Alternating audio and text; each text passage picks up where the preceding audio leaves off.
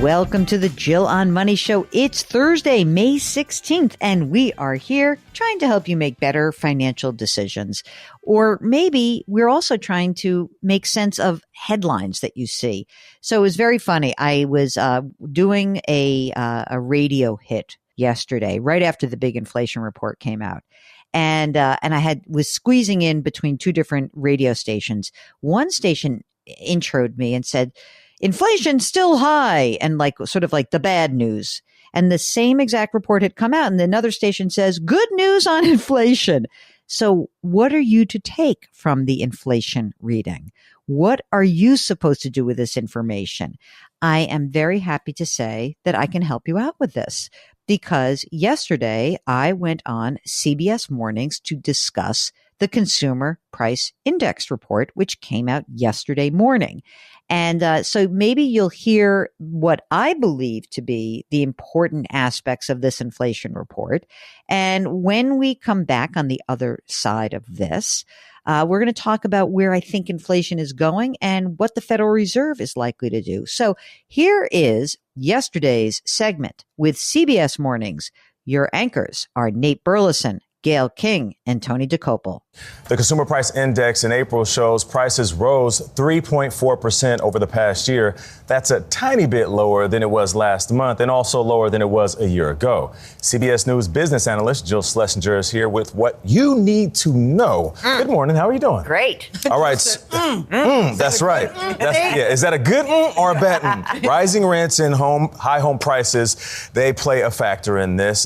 Is there some relief on the horizon? Well, in this report, a tiny bit of relief. This is called the shelter part of the index. And it's kind of a weird thing because the way we think about shelter when you're a government official is you say, hey, what's going on with national rents? But if you own a home, they literally say to people, what could you get in rent if you had to rent your house out? And so that's a kind of an estimate.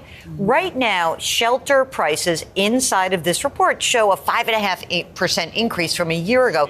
That's still pretty high. Yeah. And actually, when you look at these government figures today, what we know is that the shelter and energy account for 70% of the increase in prices over the last month.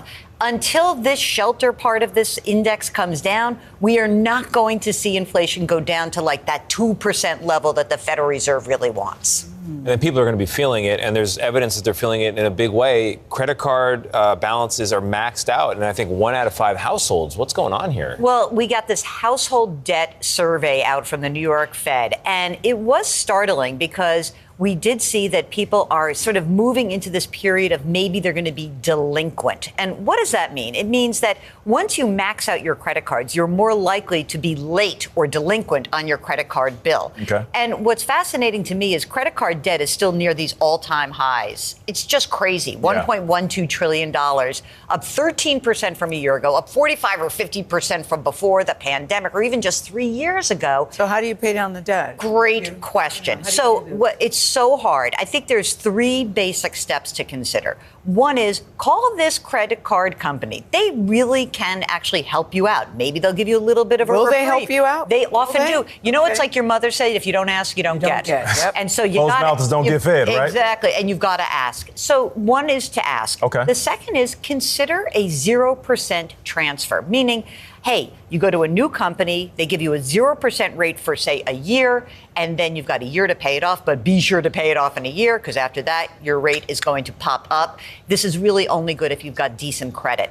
And you know what? Finally, I have to tell you that when you have an outstanding bill like this, automate your payment, because oftentimes you're piling up late fees. And even if you just pay $5 or $10 a period, that's enough to kind of stave them off so you don't have a penalty. So you won't be charged with a late fee if you pay a no matter what you pay. So you have to pay something. I mean, listen, the balance is going to accrue. Yeah. It's going to build up, but you've got to pay something. Okay. Automate it if you can.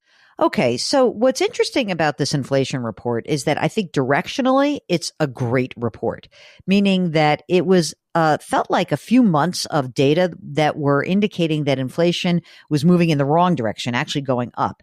And now we see that inflation is moving in the direction we want, down. Now, it's not perfect, and we are still seeing inflation rates that are higher than we would like.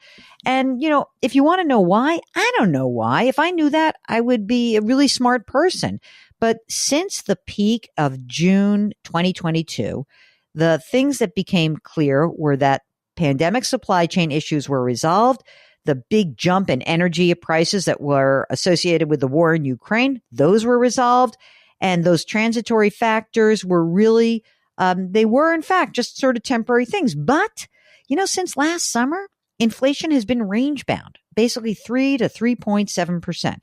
And we do see prices of things like some services, especially medical care, childcare, car insurance, dining out, all higher.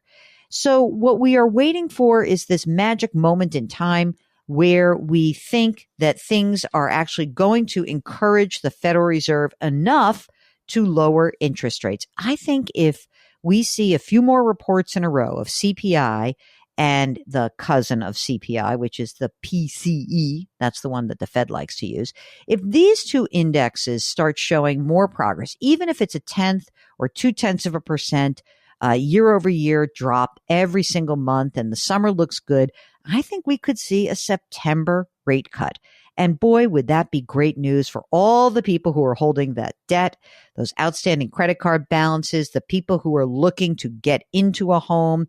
Boy, if we saw mortgage rates drop down, maybe sub 6%, that would be a massive help to those folks who are in the market.